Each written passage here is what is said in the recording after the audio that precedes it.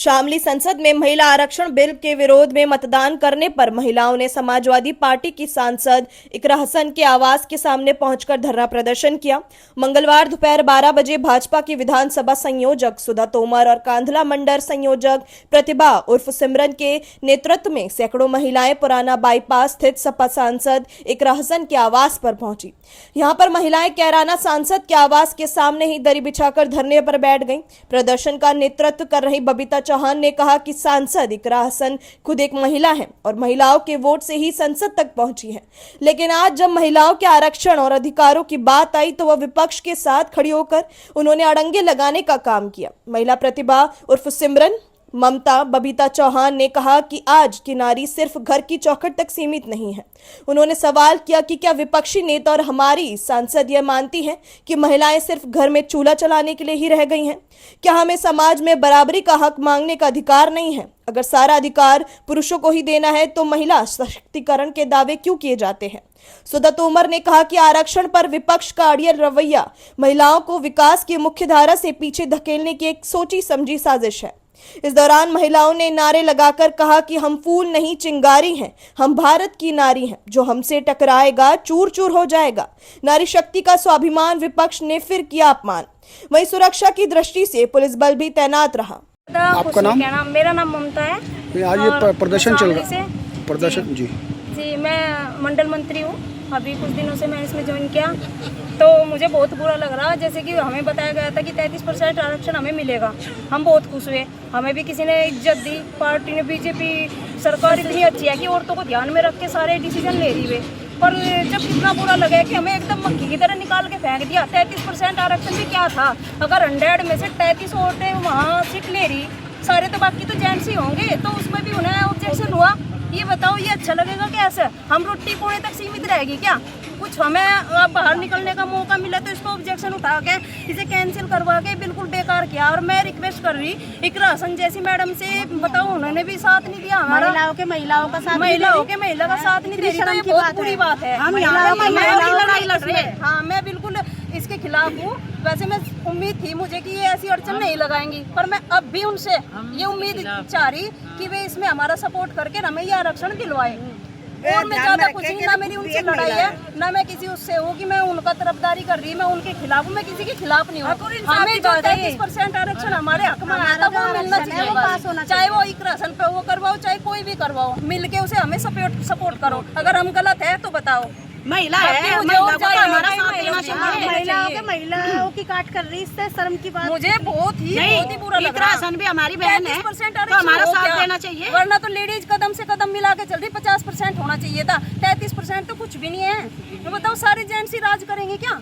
हमें मौका नहीं मिलना चाहिए। जब हम पढ़ रहे, जब हम हिम्मत लगा रहे, सारी चीज जब हम बराबरी कर रहे, तो फिर और सबसे बड़ा अधिकार तो हमें सरकार से मिला। इस बारे में सरकार एक ऐसी है जिसने महिलाओं को बाहर निकाला, सोचा समझा। नहीं, कुछ बताओ किस बेस पर हमारे आने वाले समय में ये बता, हमें पॉइंट बताओ। हम पीछे रहेंगे, हम उठाने ही नहीं ऑब्जेक्शन। हमें बताओ कि किस बेस पर हमें रिजेक्ट किया गया, ये बताओ। गलती बता दो क्या है, बताओ। पढ़ने में कम है, किसी काम में, बहादुरी में, किसी चीज में हम पीछे हैं, तो 33% पे क्यों कर रहे हैं? मुझे बता दो बस। नहीं, जब से ये सरकार जब तक मिलेगा नहीं तब तक ऐसा ही रहेगा।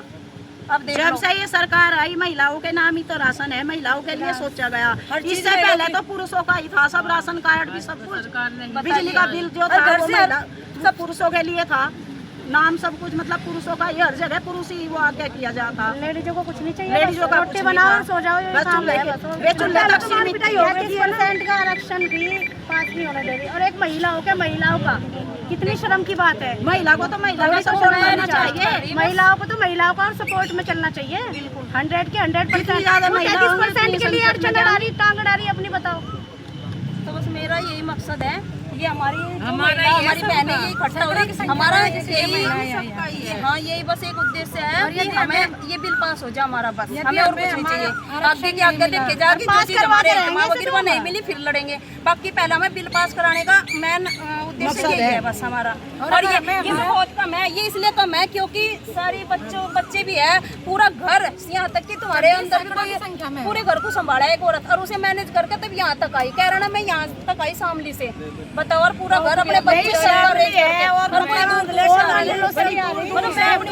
पड़ोस से जगह जगह से, ऐसे थोड़ी इतना आसान नहीं है। हर मंडलों से आई हुई है महिला, आए इसलिए आए बस। यदि हमें हमारा हक नहीं मिला तो 2027 में इसका जवाब हम वोट की चोट से देंगे। हम विपक्ष का सुपड़ा साफ करके देंगे। रिक्वेस्ट है कि सपोर्ट करो, बाद में रिक्वेस्ट नहीं होनी, बाद में तो फेस टू फेस होगा। अब नहीं 2027 में बताएंगे हम भारत की नारी है। विधानसभा संयोजक क्या ना सांसद जी के आवास के बाहर धरना दे रहे हैं, नारेबाजी कर रहे हैं, क्या मामला है?